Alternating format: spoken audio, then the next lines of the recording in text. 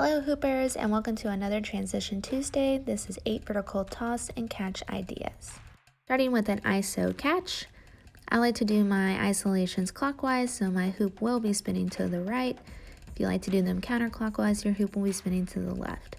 So I'm going to eye a spot where I catch the hoop, and I want to catch it right in that sweet spot for if I was to do an isolation right after it rolls over my hand, so I can continue that isolation. So again, tossing the hoop up and catching it in that spot to continue the isolation. All right, is the arm break catch. I like to do this from an over the shoulder toss. I'm going to be tossing the hoop up. I will be scooping in my right hand to brace the hoop on my wrist and getting it into the armpit to stop the momentum. So again, I'm going to be scooping my hand in. The hoop will be resting on my wrist. I'm going to bring her back to the back of my arm, right underneath my armpit. Having the hoop on the wrist, and I'm just swinging it back and forward to hit the top of my arm and the back of my arm. Calling this one the split jump catch.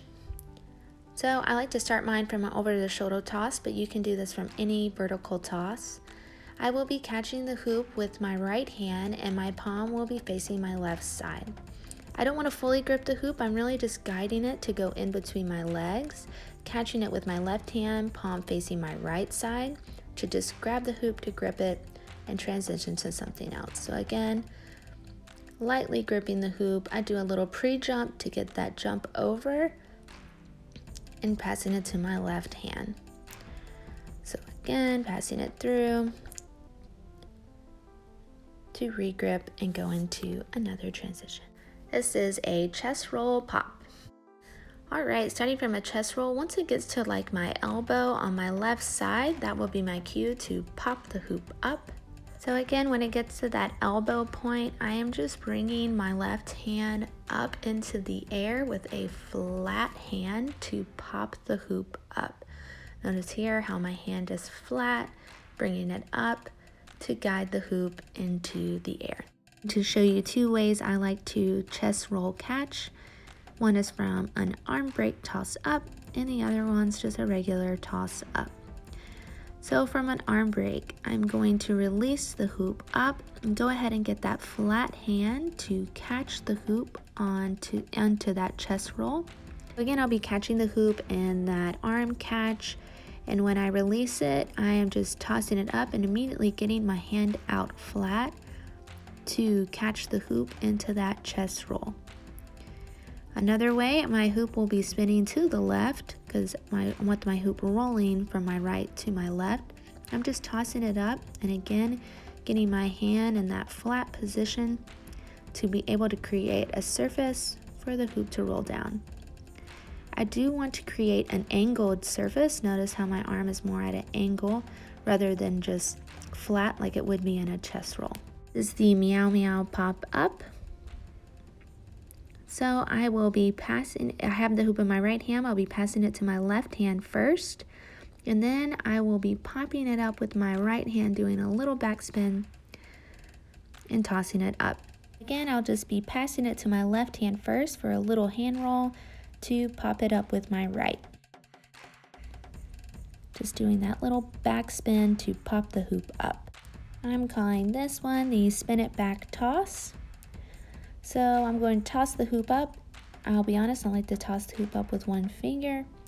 So when I do, I'm just going to, when the hoop comes back, I'm just going to dip in my wrist to pop the hoop back up into the air. You can do this and make your tosses continuous like this. What I'm doing is just really just continually popping it off my wrist.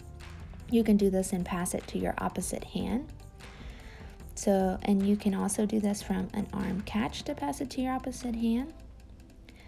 So again, catching on the arm or just tossing in general, I'm just popping in that other thing, my other hand to pop it off my wrist to just toss it into the air. There are ways you can really build on this. Like I said, you can do continuous tosses, tossing to the other hands, or you can go into a knee pop. So again, I'm going to be getting that hoop my wrist in there to scoop and toss the hoop up. I'm bringing in my right knee to bounce the hoop off my knee. Since my hoop will be spinning to the left, that bounce off the knee will direct the hoop to continue going to the left, so I'll be catching it with my left hand. Also, don't want to toss up the hoop too high, because once it'll bounce off your knee, the knee pop will go a lot higher.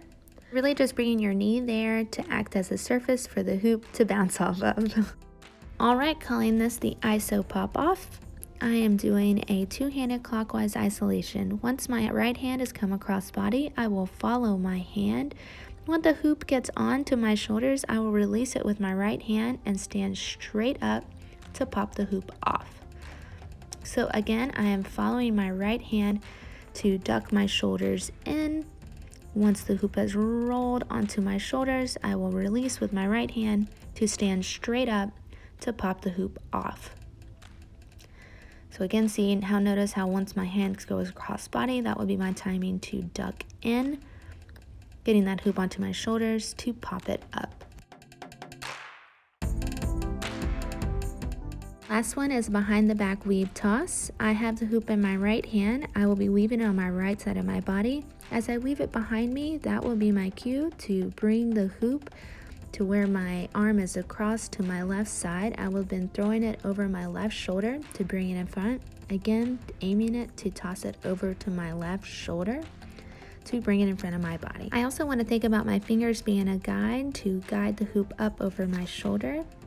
So let's see this again. Once I weave to the back of me, that will be my timing to switch my grip to bring the hoop to my opposite side behind me to toss it up.